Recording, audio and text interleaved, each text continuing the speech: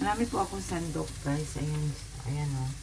Marami akong sandok, pero parang bet kung magkutsara mo lang yan. Ilagay ko na yung ano. Ilagay ko na yung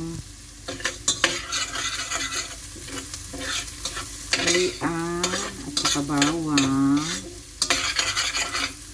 Hindi na natin yun siya, guys. Paanohin. Ngayon, gagamit na talaga ako ng sandok.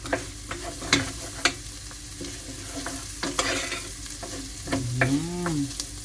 Tapos, ilagay na natin yung chicken. Na, pre-night ko na yung chicken, guys. Ayan o. Pre-night ko na siya. So, ilagay ko na yung chicken. Ayan. Tapos, tignan ko na lang yan siya ng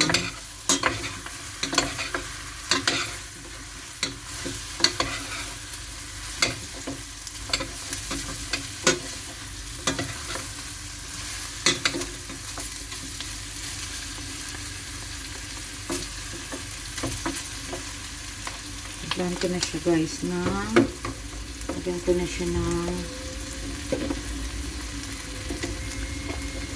na siya ng ganiri.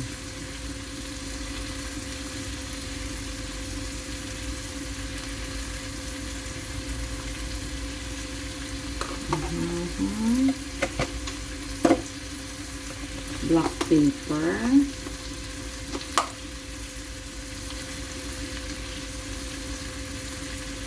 Wala nang takal-takal, guys, no? Ayan. Nakalagay na yun sa mga container kung gano'n. Tsaka paprika.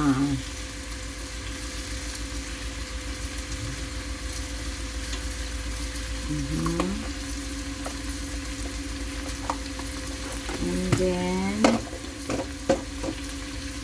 lagyan natin ng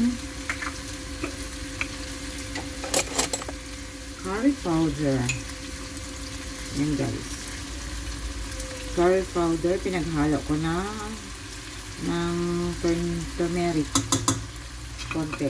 Pinaghalo ko na yan siya, guys.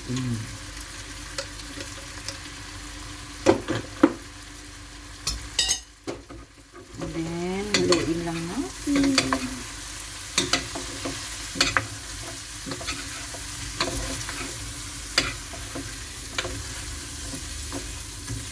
Lagyan lang natin siya ng konting tubig para maluto siya.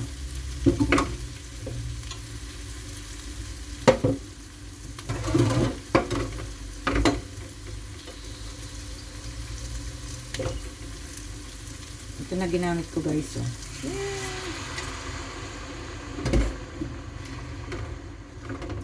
Ang ganda ng kulay niya. Oh.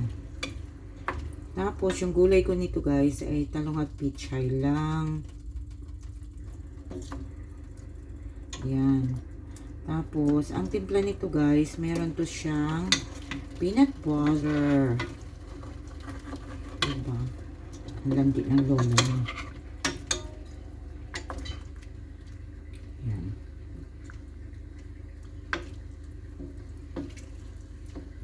Ganyan. Pinirito ko na yung manok, guys, kaya half cook na yan siya. So, pakuluin lang natin siya ng mga 10 minutes. Tapos, ilagay na natin yung ibang mga ingredients niya, ay yung ibang mga sauce like peanut butter, and then yung gulay. Pampalapot ba, guys? Peanut butter, pampalapot. Yan na. So, yan. Mamaya magiging yummy na yan. Yan. Takpan lang natin.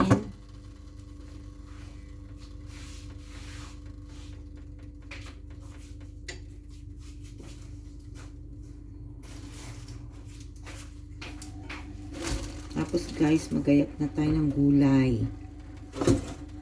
Hindi ko lang papakita sa inyo yung aking haggard na mukha, guys, ha? Ayan.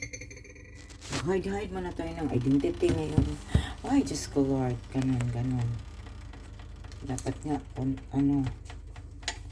Ayan. Yan lang ang gulay ko, guys. Pitsay. tsaka talong. Ang ilagay ko. Pasensya na kayo, mga guys. Ayan. Ayan yung pichay ko. Ayan. Lagyan natin ng bell paper para yummy yummy. Putty in my tummy. Gusto kong dagdagan pa siya guys ng sabaw, no? Para daming sabaw yung curry. Di ba yung curry ma-sauce? Ma-sauce talaga. Pasensya na kayo. Haggard ang mukha ng lola niyo. Kaya dagdagan natin ng konting sabaw para masarap kasi yung masabaw na. Ay, nakikita pa rin. Sorry guys. Makikita niyo ang mukha ni Alicia na Haggard. Haggard versus. Ayan. Mamaya na natin lutuin muna natin siya guys. Kasi mamaya na natin ilagay yung peanut butter pag nailagay na natin na luto na yung mga gulay. Hindi natin yung peanut butter kasi kasi si peanut butter ay pangpalasa lang yun. Madali lang yan siyang lumasa. So, hugasan lang natin si Kalong. Nakahugas na yung si Kalong. Kaya hugasan natin ulit. Maglalagay tayo ng bell paper para mabango.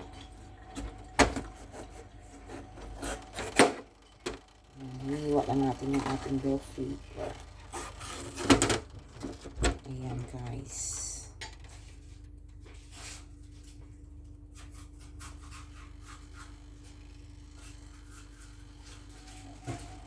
Nabili ko pala itong aking bell paper dun sa, kung naalala niyo yung video ko sa Reels na may event sa city namin dito. Nabili ko siya doon. Halos madaya pa kami ng mamang nagbibinta kasi nakakatuwa. Ang kanyang presyo is lang yung sabi niya 350 euro per kilo. Tapos 6 grams lang to guys, 5 euro daw. Kaya inulit-ulit ko sa kanya. Hindi man siya nanalo. Hindi siya nanalo ba? Akala niya sa akin, di ba lang tumingin ng kiluhan, no? Kay nagtitinda kaya akong isda dati guys. Naglalako akong isda. So, kung alam niyo na ang buhay ko dati. Siyempre, mahirap talaga maging single mom guys. Ako, tinda talaga ng isda. Kung ano-ano nang ginawa. Hindi lang magutom ang mga anak. Diba guys? Ganun talaga ang nanay. So yeah. Akala niya madaya niya ako. Hindi talaga niya ako madaya. Kaya sabi niya, ay, ano pala, 2 euro lang siya. Sabi niya. Tapos dinagdagan niya kasi 2 euro yung hiningi niya. Dinagdagan niya. Kasi kulang 6 grams lang kaloka ng mamang niya. Pero okay niya rin guys. Makatulong ay sa kapwa kahit nanloko sila. Alam mo, maraming manluloko dito guys. Uy, ang bahala na kayo. Pasensya na kayo ha. Pero, naku, ako talaga lagi na lang naluloko. Ayun, natumba na siya. Lagi na lang talaga akong naloko guys. Alam nyo ba, meron akong nagkaibigan dati guys ha. Kwento ko lang sa inyo. At ito siguro naman na kwento na rin. Kwento ko na rin.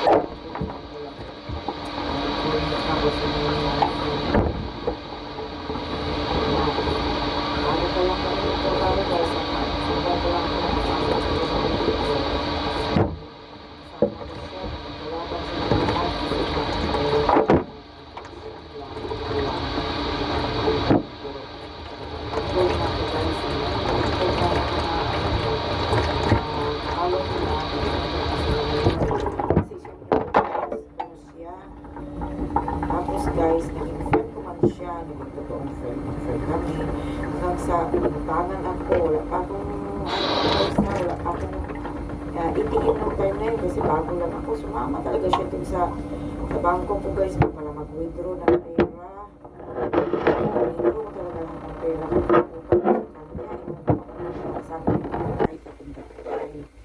Tapos guys, nakabayad naman unti-unti. Sabi niya, tubuan niya pa daw, pero wala magtubo guys.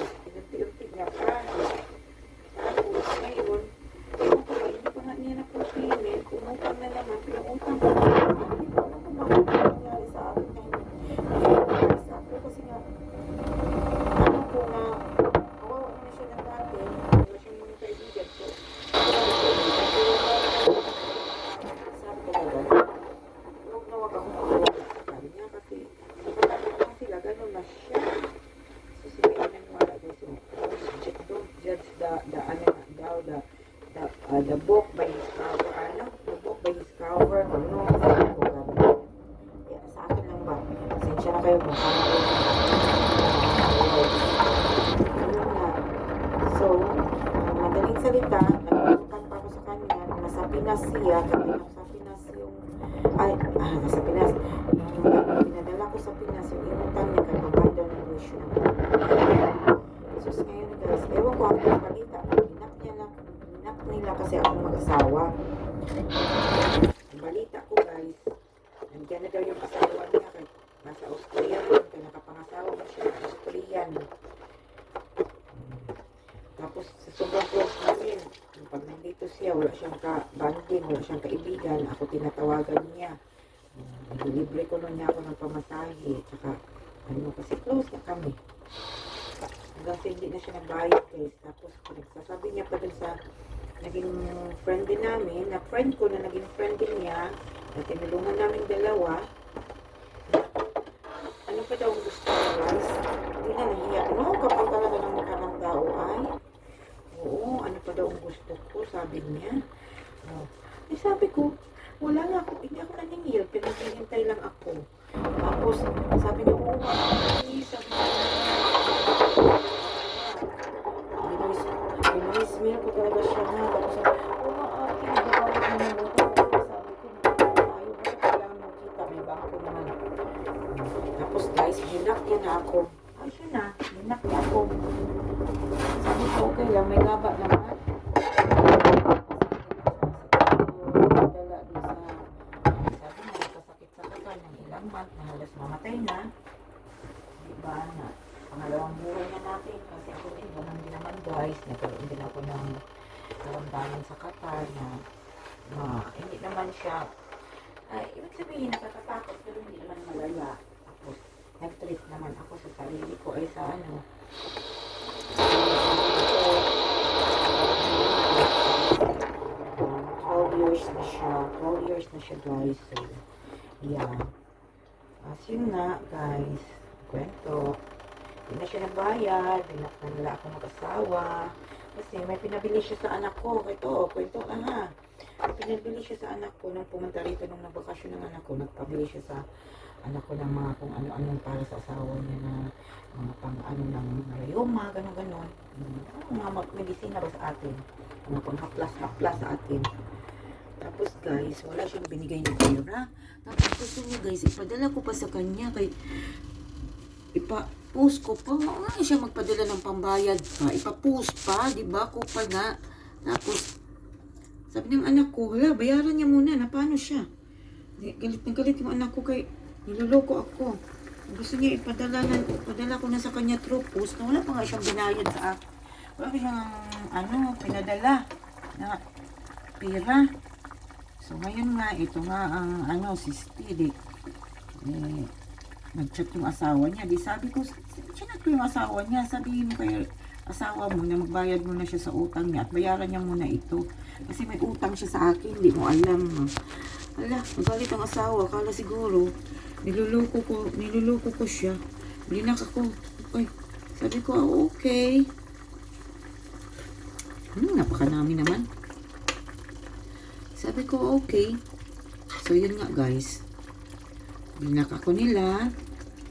Tapos, yun nga.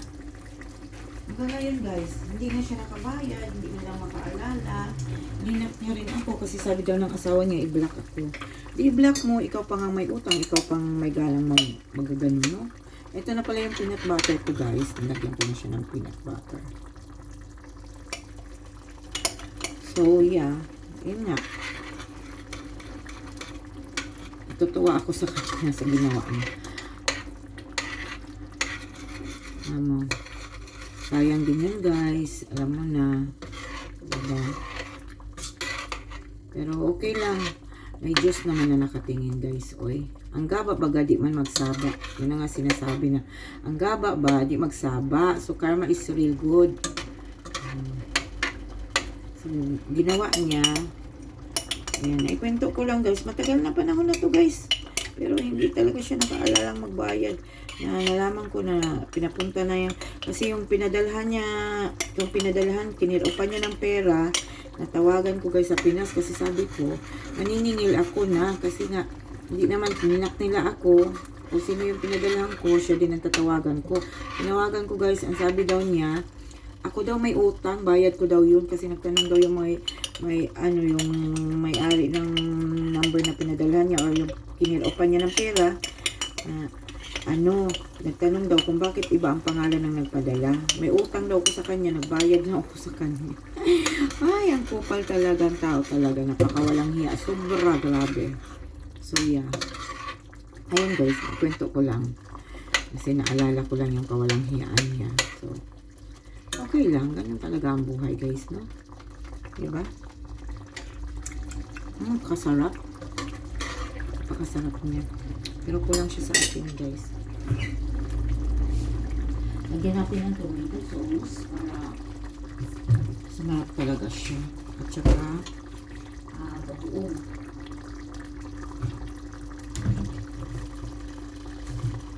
Halo na yung bagoong guys.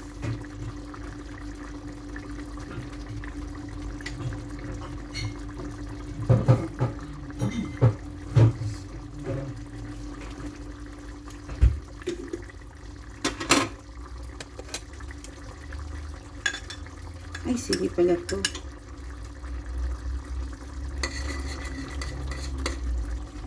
Sili. Ito nakuha ko. And nagawa pala ako ng ano guys. Dinalan ako ng friend ko. Galing Qatar.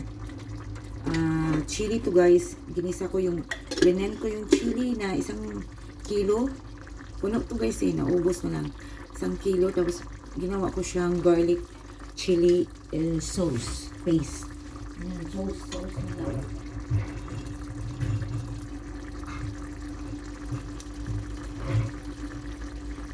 Ayan. Lalagyan natin siya ng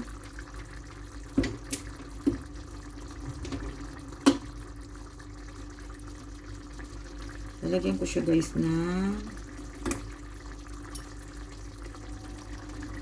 konting tomato sauce para hindi lang naman para lumakot. Kunwari ito siya ano guys, chicken curry ba. Tapos yung gulay ko pala, hindi ko pa nalunod. Ngayon ko palang ilagay. So, okay lang yan guys. Ayan. Diba dapat, bago nag-peanut butter, nakalimutan ko lang katatabil ko sa inyo guys. Ayan. Kalimutan ko ba kakatabil. Yan na yung, pero ayan man lang kasi, maluto man yan siya. Halo na yan dyan. Lagyan na lang natin siya ng asin mamaya ng konti kasi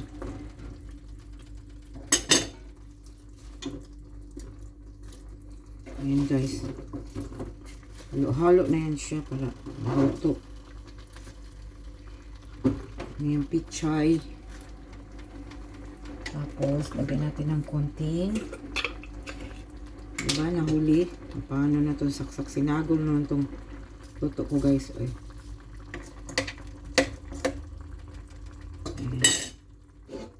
Takpan lang natin.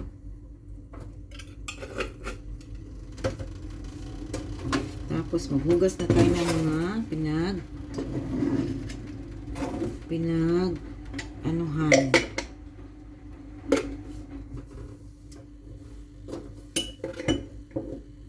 Yan.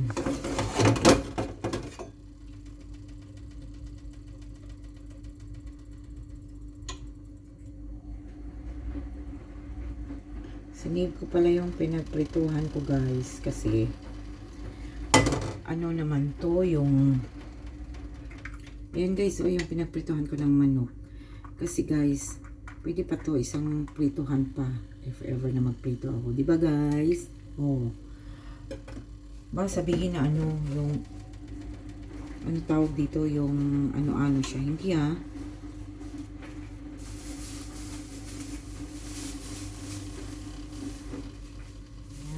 balik ko na naman tong aking sibuyas. guys. Walang edit-edit yung video na guys. Upload natin yan sa Facebook. Biruin nyo. 20 minutes na siya. Hayaan mo siya guys hanggang sa maluto natin yung ating chicken curry.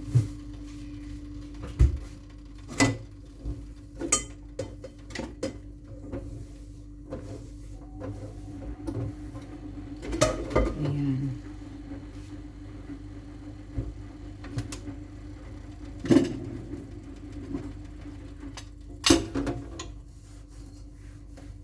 Parang naparami ata ang luya ako guys ah. Pero okay lang, masarap nga yan. Malasa. So yes.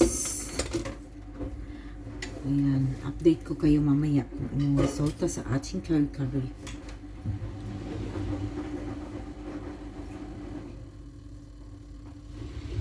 Ay!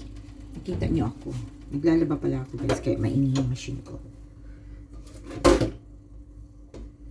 So yeah. Ayan ang buhay. Malapit na akong, bakasyon pa pala ako ngayon guys. Malapit na akong mag-resume next week. So yeah.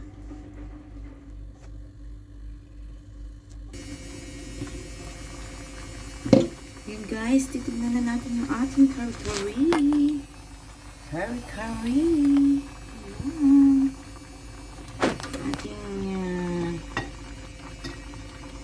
Paano lang yung kari-kari? Paano? Ano ba tawag dito?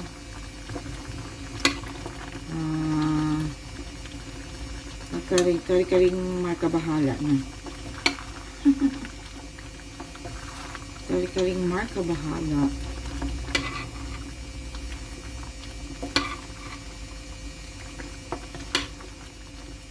Ayan na siya guys. Kari-karing markabahala. Diba?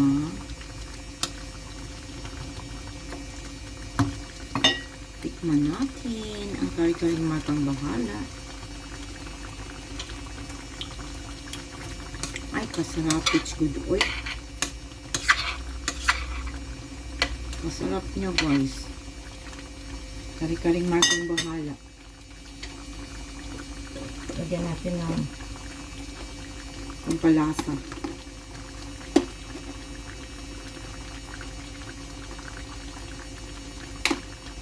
Kulang sa pampalasa guys.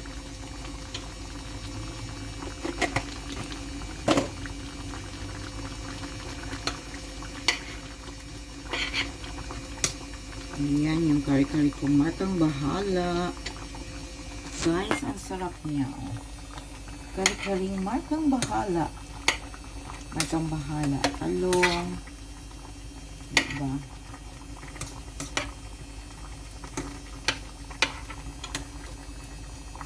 Ayan.